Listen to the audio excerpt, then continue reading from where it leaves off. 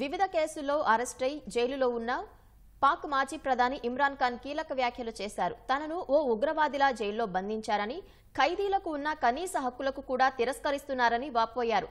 Jail నుంచే British పత్రిక the Sunday times కు ఆయన ఇంటర్వ్యూ ఇచ్చినట్లు డాన్ పత్రిక వెల్లడించింది.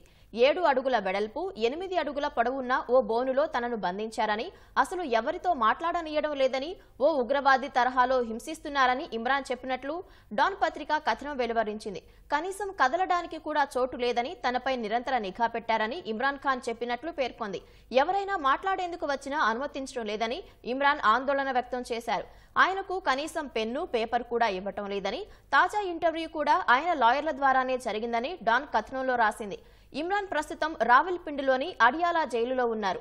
తోషఖానా, సైఫర్, ముస్లిం వ్యతిరేక వివాహం వంటి కేసులకు సంబంధించి దాదాపు ఏడాదిగా ఆయన జైలులో ఉన్నారు. ఇమ్రాన్పై 200కు పైగా కేసులు నమోదయ్యాయి.